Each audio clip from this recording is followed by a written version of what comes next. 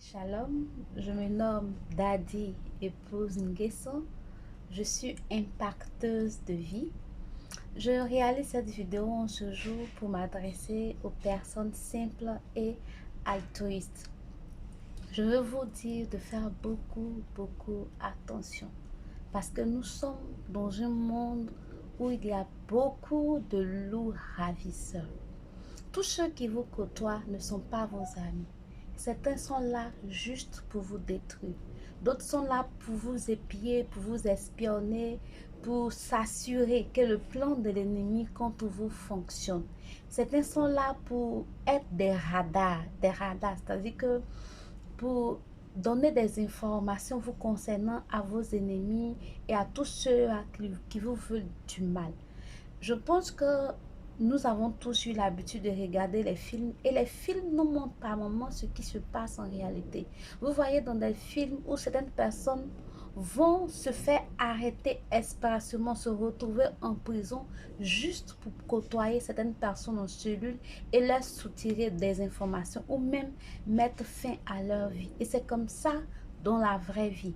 Tu peux te retrouver dans la même cellule avec quelqu'un, dans le même quartier avec quelqu'un, être dans la même classe, mais c'est pas ton ami, c'est pas ton copain, c'est pas ta camarade. Surtout nous les femmes, on aime raconter nos vies à n'importe qui parce que on a rigolé ensemble, on a partagé quelque chose, où on s'est trouvé par un concours de circonstances au même endroit, tout de suite, on devient copine. Et c'est celle-là maintenant qui a son mot à dire dans ton foyer, dans le choix de ta vie, dans tous les domaines importants de ta vie. Elle est devenue ta camarade et tu lui racontes tout. Non, fais attention.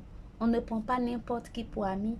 On ne prend pas le premier venu pour ami. Ce n'est pas parce que vous êtes ensemble que vous êtes des amis. Nous avons le cas de Pierre dans Actes chapitre 12 au verset 6 qui était en prison avec deux gardes. C'est vrai que ces deux gardes étaient en prison avec lui, c'était ses compagnons de cellule, mais ce n'étaient pas ses amis. Ils étaient là pour le surveiller. On a aussi le cas de Jésus-Christ lui-même qui était à la croix entouré de deux bandits. Il était entre deux bandits. Donc on pouvait dire que ce sont ses compagnons, ce sont ses amis parce qu'ils partagent la même souffrance, la même peine. Mais ce n'était pas de ses amis. Il y avait un même qui a osé monter le cœur de Jésus, le pousser à aller contre la volonté de Dieu, faire certaines choses. C'est ainsi que tu verras des personnes qui sont à côté de toi pour te donner de mauvais conseils, des conseils pour te perdre. Il y a des gens qui vont en prison parce qu'ils n'ont rien fait.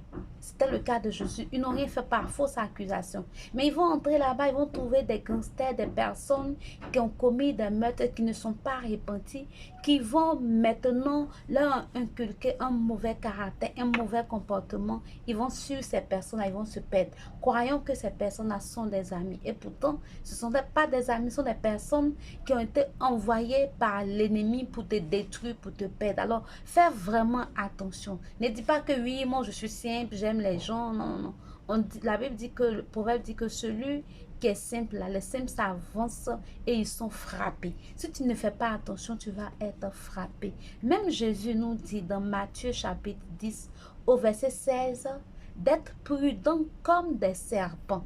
Parce que nous sommes au milieu de loups. Nous sommes comme des brebis au milieu des loups. L'homme est un loup. Quand son cœur est rempli de méchanceté, de haine, de jalousie, d'hypocrisie. Il y a des gens qui veulent te détruire juste parce que tu es en train de sortir la tête de l'eau. Oui, vous êtes ensemble, mais ils voient que, ah, comment ça? C'est toi on voit, c'est toi on appelle, c'est toi on apprécie, c'est toi qui as travaillé, c'est toi qui as ceci. Donc si tu passes ton temps à tout lui dire, à cause du fait que tu as du succès, cette personne peut te détruire. Et toi-même, tu lui auras prêté le flanc. Alors faisons vraiment attention, que le Seigneur nous donne le discernement. Si tu es chrétien, il faut prier, demander l'aide du Saint-Esprit avant de prendre quelqu'un pour ami. Même si tu n'es pas chrétien, aie le discernement, aie la sagesse, sonde les personnes, étudie les personnes, apprends à les connaître, sois observateur avant de te confier à quelqu'un ou de le prendre pour ami.